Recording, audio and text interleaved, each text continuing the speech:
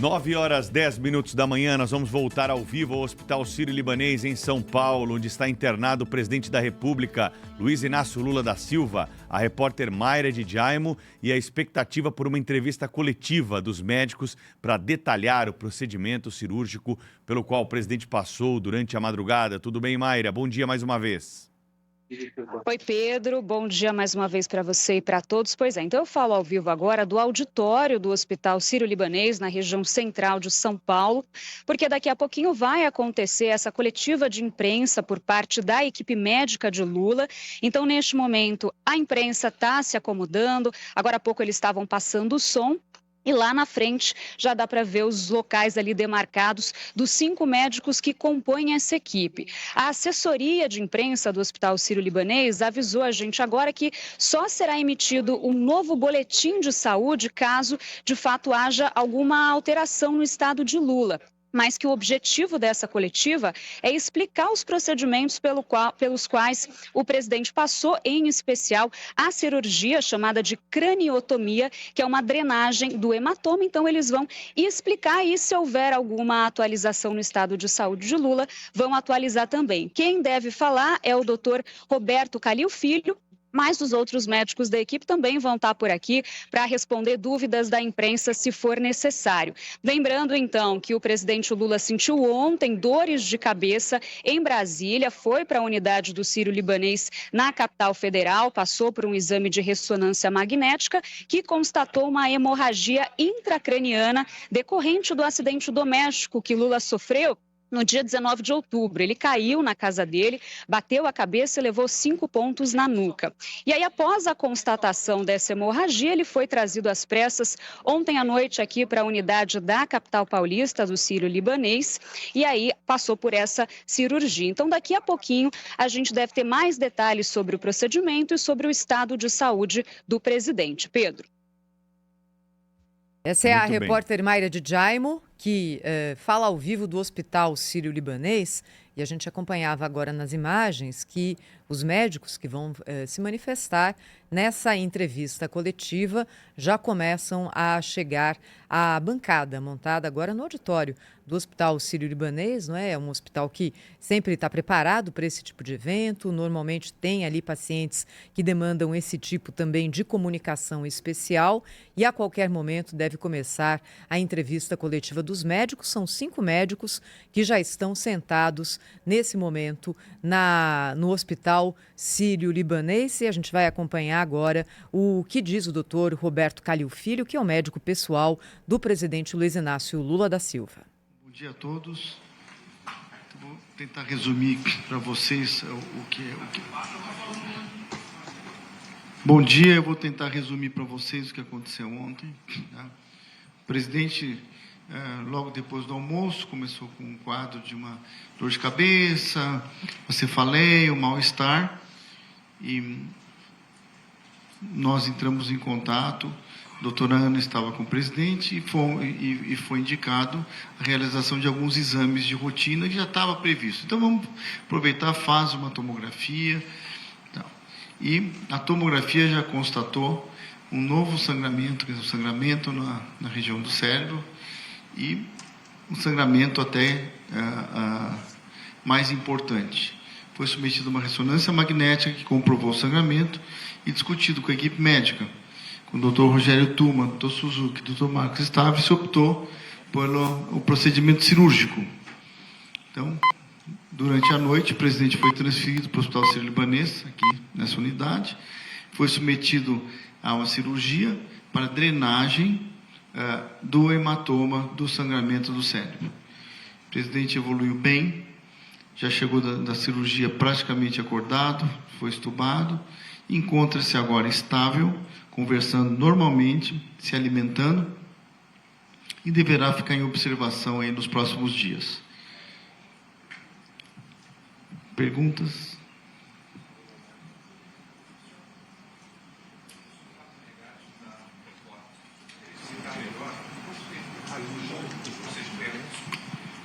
Meu nome é Fábio Menegatti, da Record. O senhor poderia explicar melhor quanto tempo durou o procedimento? Essa hemorragia, necessariamente, ela foi em qual região? Ela foi no cérebro? Foi numa parte mais exterior? Para que nós possamos ter uma noção melhor. Obrigado. A cirurgia não foi muito longa, em torno de 2 horas. O sangramento está situado entre o cérebro e a meninge, embaixo da membrana chamada dura mater. Foi um sangramento espontâneo tardio. O sangramento estava situado entre o cérebro e a membrana meníngia, chamada dura mater. Ele comprimiu o cérebro, ele foi removido, o cérebro está descomprimido e ele está com as funções neurológicas preservadas.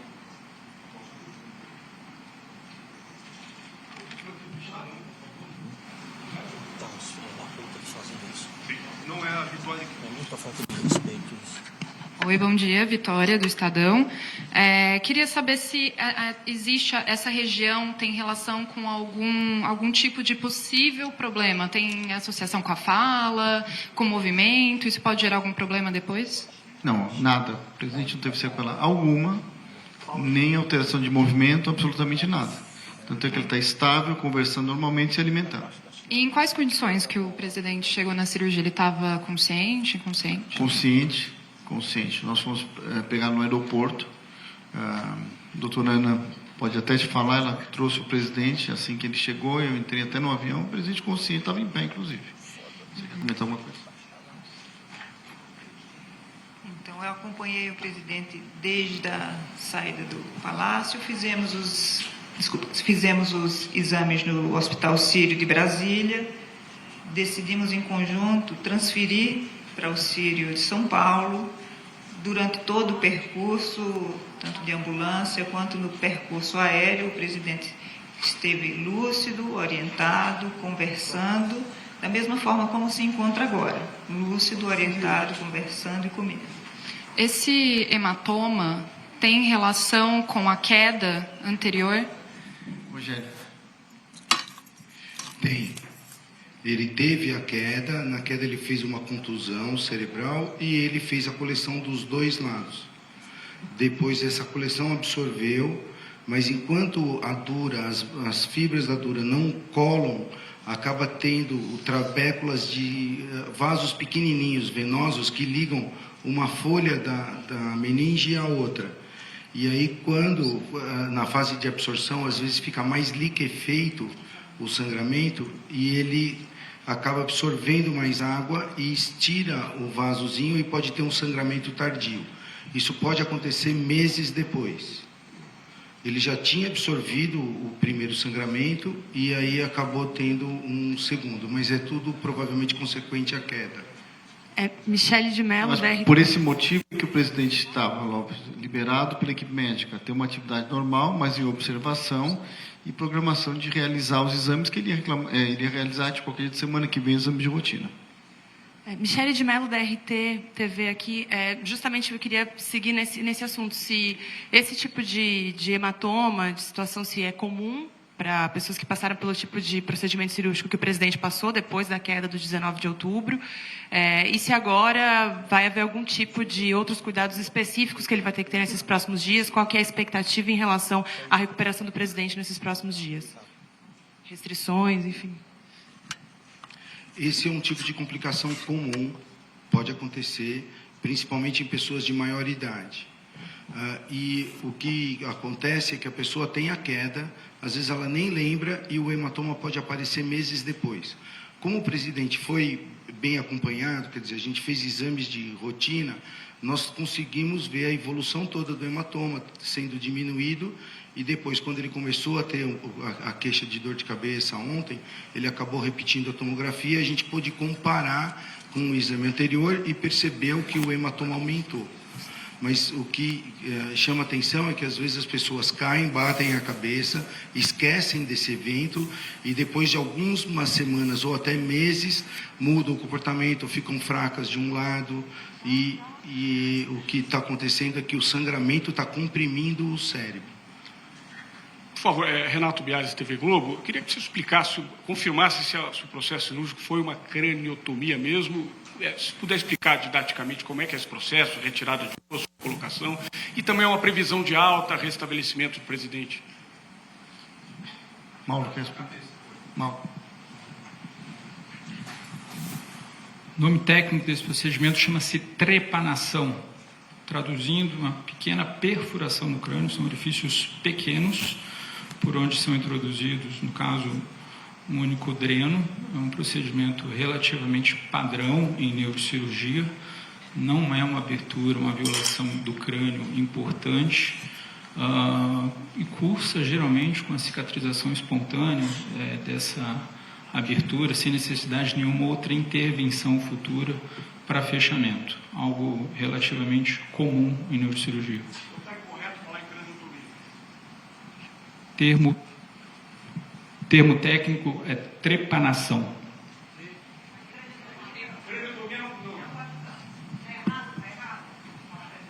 Não. Craniotomia não é que esteja errado, é que geralmente a gente usa esse termo para aberturas maiores. Doutores, bom dia. Doutora Ana, bom dia. Antônio Timóteo, repórter da revista Exame. Eu queria entender qual o prazo que o presidente deve ficar internado, por quantos dias deve ficar em observação, e gostaria de saber quem o acompanha. A primeira-dama, alguns ministros, assessores, quem está com o presidente? Não tem visitantes. A primeira-dama acompanhou desde Brasília até aqui. É a única acompanhante. E o tempo de internação, se tudo correr bem, como está correndo, né, ele deve retornar a Brasília no começo da semana. Próxima semana. Provavelmente. Tudo depende dessa evolução. Então, um dia mais, um dia menos, mas a previsão é que o presidente esteja em Brasília na semana que vem. Oi, bom dia, Carolina do Estadão. Eu só queria entender se ele teve mais algum sintoma, além da dor de cabeça, como é que estava isso nos últimos dias? Ele começou a sentir, ele começou a ficar meio mal-estar, um estado meio gripal, se achou até que fosse, né, um quadro menos importante, evidentemente. Ninguém esperava um quadro que estava um pouco com gesto, um estado meio gripal, né? Mas mesmo assim, como ele teve, obviamente, a queda, e como ele continuava em acompanhamento médico, nós estamos realizando todos os exames, tomografia, ressonância, imediatamente. Bem, esse é o Dr. Roberto Calil, que é o chefe da equipe que cuida da saúde do presidente Luiz Inácio Lula da Silva. Você acompanhou conosco aqui no Jornal Gente o principal dessa entrevista coletiva, onde os médicos contaram qual foi o procedimento realizado no presidente da República durante essa madrugada. E um pouco mais cedo hoje aqui no Jornal Gente, não é, Pedro? Nós já havíamos ouvido um neurologista que explicou com muita clareza como é esse procedimento. Se fazem pequenos orifícios no crânio do paciente para simplesmente drenar o acúmulo de água e de sangue que acomete muitas vezes pessoas idosas que são vítimas de acidentes domésticos, como aconteceu com o presidente da República.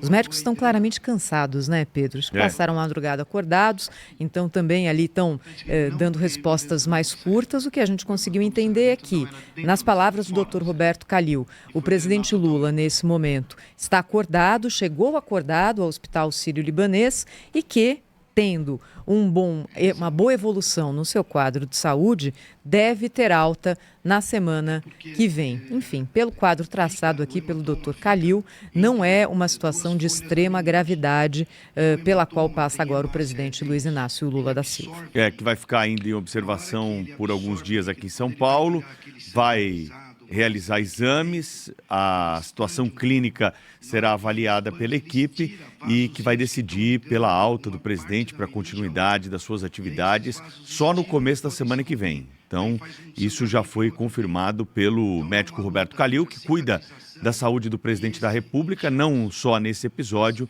mas também antes, né, dessa queda, ele que acompanha a saúde do presidente Lula há muito tempo. Vou fazer. Você segue aqui na Band News TV com a entrevista coletiva dos médicos que cuidam do presidente Lula e mais informações também no Jornal Gente, que segue a partir de agora na Rádio Bandeirantes. Aí aparece o sintoma. É o que aconteceu.